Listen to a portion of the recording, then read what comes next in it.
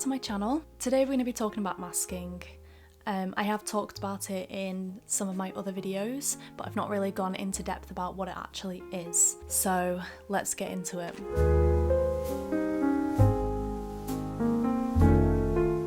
Masking is the ability to hide aspects of yourself in order to fit in with a particular group, or for autistic people, fit into society. Everyone does it. For example, when you want to impress someone, or you want to put on a professional demeanour at work, or if you are someone who works with customers and you need to put on a happy, helpful face, and you're just stressed and people are asking really stupid questions and you're just standing there like, when really you just want to quit and go home.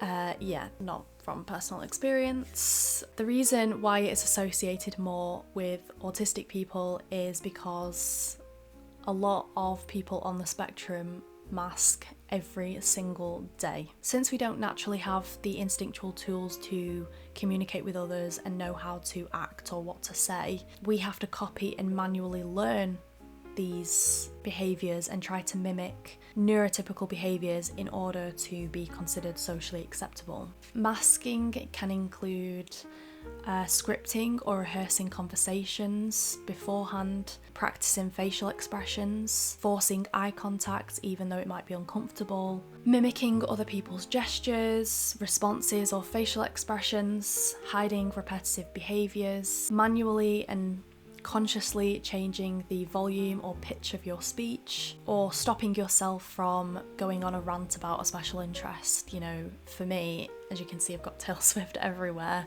If someone mentions her, I have to try and stop myself from going into a whole rant about it.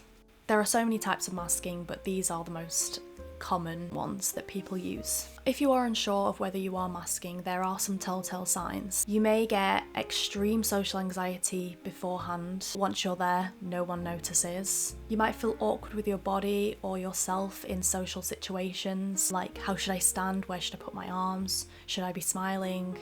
You might constantly dissociate in busy or loud environments, which is the body's way of coping with the sensory overload. And you also might feel like you've been holding your breath the entire time, and as soon as you get home you can finally breathe and relax. And the big one, you may become extremely tired, drained and burnt out after an event, even if it was for just 5 minutes. But some people on the spectrum eventually become very good at masking, so good that they don't realise they're doing it, and they become so incredibly aware of the attention to detail around them, like everyone's body language, and they basically just master the skill of fitting in. This, however, does not include being able to decipher internal feelings of other people.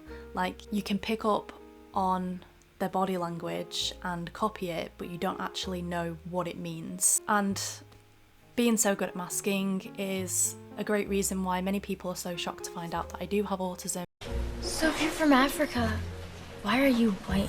Now, this may sound like a dream, having this amazing ability to mask and copy anyone and fit into any environment, well, most environments or groups, and be so aware of everyone around you. But it comes with a price, and that is the good old burnout. Also, being super hyper vigilant to everything is not fun. Just imagine you are walking to the shops and it's a 2-minute walk away and you're picking up on every detail, like the person on the other side of the road, the noise of the cars, the indentations on the pavement, seeing someone further ahead is coming towards you and you need to assess whether they're making eye contact or walking on the left side, or whether they're going to say something to you. You know, the typical British thing to do, say hello to everyone that you walk past. But masking is also a lot of caring about what other people think. And for anyone, regardless of whether you are neurodivergent or neurotypical, people pleasing is exhausting. So yeah, Masking is all fun and games for about 5 minutes. So, what are the repercussions of constant masking? Studies show that 71% of young frequent maskers have at least one mental health condition, including depression and anxiety, and almost 90% of those people have also had suicidal thoughts. So it is really important that more people with autism are aware of what masking is, and they can learn to recognise when they are doing it and just try to not do it as much as they can, which is easier said than done, because that's also what I'm trying to do, and it is really difficult. So what was my experience of masking? When I was a child, I didn't really mask, or at least not to the extent that I do now. But then who does at that age? You know, children are brutally honest, they lack self-awareness, and they like to test moral boundaries. So I was confident in myself as a child. I wasn't afraid to say what I thought. What, did he get you what you wanted? And I never really wasted time on things I weren't interested in just to please others. Additionally, in my primary school, uniqueness was seen as a positive. I found that I was naturally gifted in school. I was able to learn things much quicker, but this is not to brag because things quickly changed. As soon as I got into high school, uniqueness no longer stood out. Puberty, adolescence, popularity, the time where everyone cares what people think and everyone wants to fit in. I was not seen as cool when I was constantly caring about schoolwork. The truth is, I'm not like other girls. But obviously in school, everyone was pretty much masking. You know, the attempt to try and fit in with a group is masking, and I could tell that people were pretending to care about things that they clearly didn't like because it was seen as the trend. Now, while we were all trying to fit in at the same time, I was also having to manually learn how to be sociable. I was constantly watching people and how they would act, how they would respond to comments, when they would speak in conversations, how often they made eye contact. I do actually have a core memory of when one of my friends had made a sarcastic comment to me. I had never heard this comment before, and I definitely didn't know what sarcasm was. And I responded not the way people expected. I was embarrassed because I didn't understand it, and it made me really upset. And I was also embarrassed because everyone around me was shocked at why I was getting upset, basically. So I remember the next time someone had made a sarcastic comment to someone else, I watched how they reacted. I saw them laughing about it, even though I didn't really find it funny. And then the next time someone made a sarcastic joke to me, I copied the exact response, even though it didn't feel natural, and I was basically crying inside.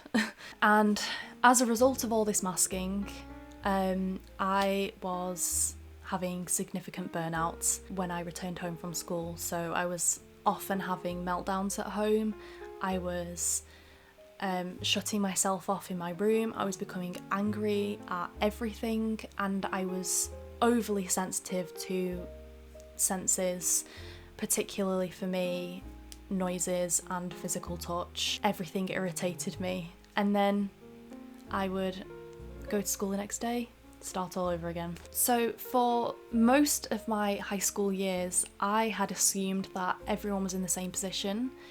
I knew I was autistic before I even started high school, which I'm really grateful for, but I still thought that everyone was also spending all their time and energy trying to fit in and make friends. And it wasn't until we started GCSEs, which if you're not from the UK, you'll just have to Google it. And I realised that everyone was not only fitting in really well and had lots of friends and were being really social, but they were also doing really well. Their grades were good, and they all knew what was going on. Like, they knew about GCSEs before it started, but I hadn't picked up on that because I wasn't really listening in class, and my grades were struggling. I just thought, why am I the only one unable to do both? And obviously the answer is because socialising doesn't come naturally to me. But yeah, like I said, I am trying to learn to unmask, but it is a really hard process. But that is a overview of what masking is, and I hope you enjoyed the video. If you have any questions, leave them in the comments and I will respond to them, and I will see you in the next video. Bye!